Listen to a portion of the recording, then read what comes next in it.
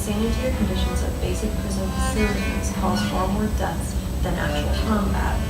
In wars between sovereign European states, treatment depended on rank. Officers were normally afforded generous freedoms, whereas privates were enlisted common soldiers. Treatment depended on the availability of space and food. They were usually confined in camps, stockades, or Persian ships, while they awaited exchange or the end of hostilities.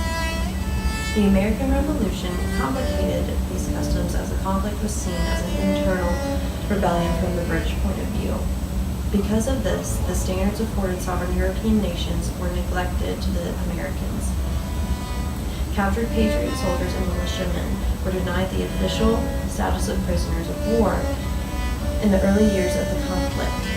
It was only after the American forces captured significant numbers of British and Hessian soldiers and officers at the Battle of Saratoga in 1777 that the British felt compelled to improve their facilities out of fear of retaliation. After Washington's defeat at the Battle of Long Island in 1776 and the evacuation of New York, thousands of Continental troops and militia were taken prisoner and held in prison ships anchored offshore and in warehouses in the city. Most Persian ships were located near the current location of the Brooklyn Navy Yard.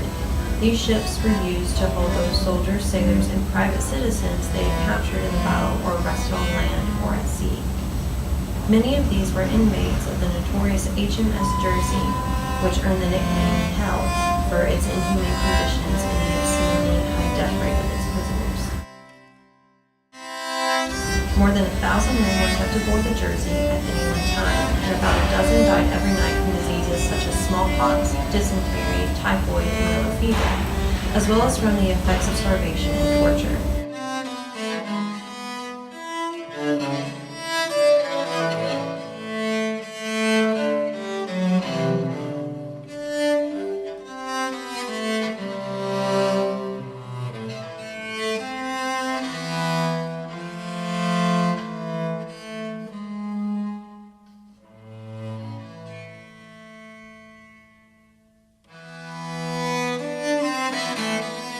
At the war's end, there were only 1,400 survivors among the inmates of the entire prison ship fleet, and at least 11,000 men and boys died aboard the ships from 1776 to 1783. When the new U.S. Navy occupied Wallabout Bay and began expanding the Brooklyn Navy Yard on the mud flats near the shore, they found the remains of thousands who had perished aboard the British prison ships.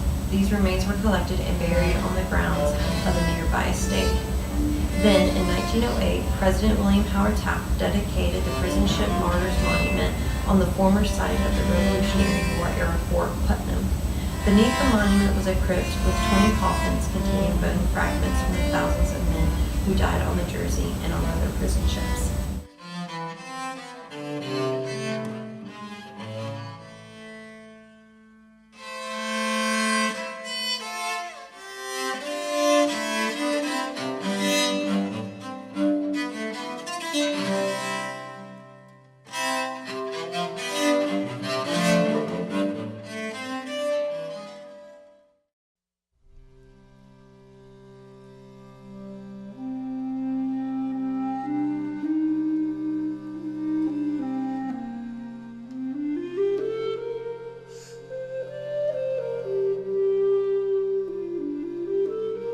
The conditions faced by prisoners of war in prison camps also shows an uglier side of the Revolution that does not get much spotlight today.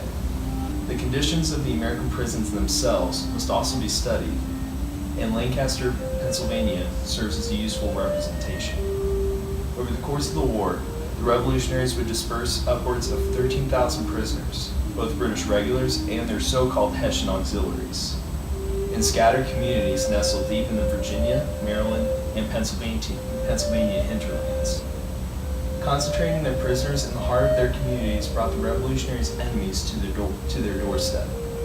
By early 1779, Washington, furious over the captives' ongoing attempts to subvert the American war effort, branded them dangerous guests in the bowels of our country. The Patriots had an elaborate plan to win these prisoners of war away from the English agenda. Both sides tried to tempt prisoners into gaining freedom by enlisting into their own armies. For the prisoners, it was not so much a question of loyalty, but of improving their immediate living conditions.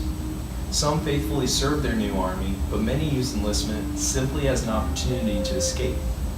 The Continental Congress forbid the practice of enlisting deserters and prisoners, but the prohibition was often ignored by recruiters desperate for soldiers. Washington and the Congress opposed the prisoners' enlistment, fearing that it would legitimate Britain's practice of coercing American captives into the British service.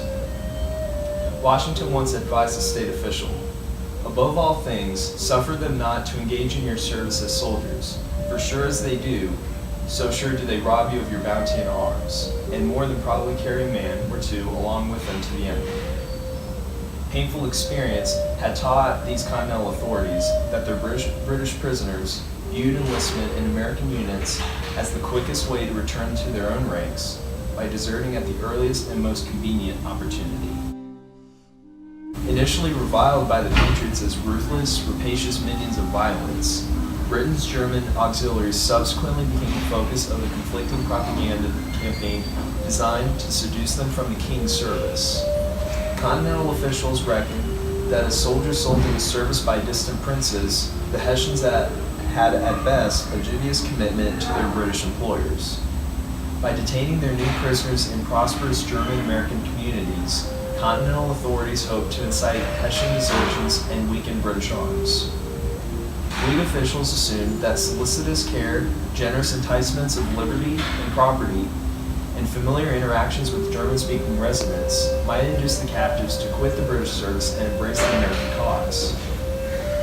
Sharing cultural and linguistic ties with Lancaster's German-speaking majority, the mercenaries proved more malleable and cooperative through their British allies, ultimately validating the Continental subversion campaign.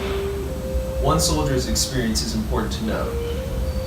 Ensign Spangenberg was a recently promoted officer seized at Yorktown who had deserted his corps en route to Frederick. Rumors now placed the former captain in Virginia, where the enterprising deserter had reportedly married into a local family, sworn the oath of allegiance, and began offering Latin lessons to his grateful neighbors. Arguably the most significant objective, or perhaps even the umbrella under which these other factors reside, was that of British recognition of an independent American nation. Lancaster's story illustrates how the Revolution evolved from a civil conflict grounded within a shared sense of imperial belonging to a contest between disparate British and American nationalities.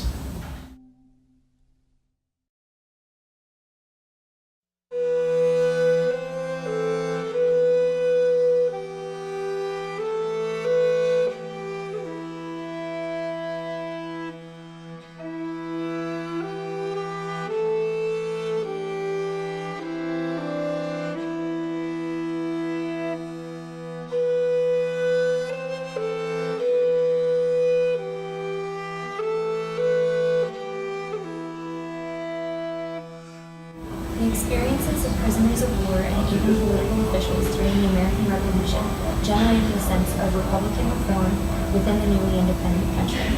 This sense of reform centered on the idea of humanitarianism with an overall objective of providing sentiment and awareness to human needs.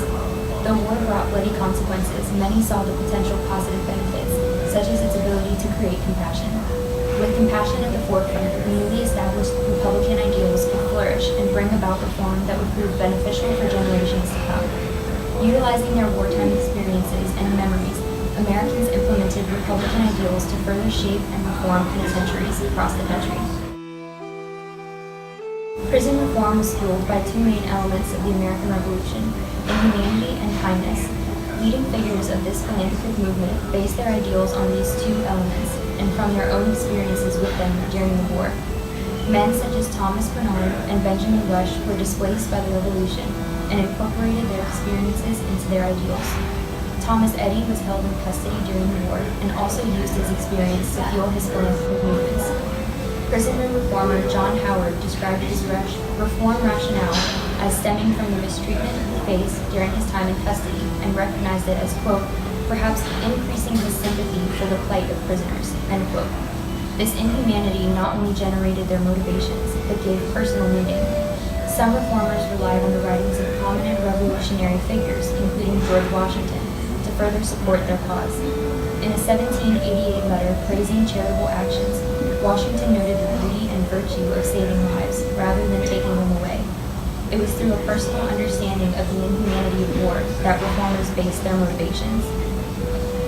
The element of kindness also prompted prison reform. The philanthropic leaders viewed positive treatment of prisoners of war as beneficial to long-term peace and world progress. Those held captive during the Revolution, and even in earlier conflicts, including the French and Indian War, relied on memories of compassion to strengthen their beliefs in an improving mankind. However, while amid the conflict, these more positive aspects were overshadowed by the inhumane treatment. Civilians and soldiers alike remembered more of prisoner sufferings than of prisoner aid. But with time, the memories often turned positive when previous prisoners of war reflected on their experiences. Displaying the belief that the world was improving, John Lathrop, upset by the mistreatment of American prisoners of war by the British, noted, quote, "Wars are not carried on with as much savage cruelty as they were in former ages," end quote.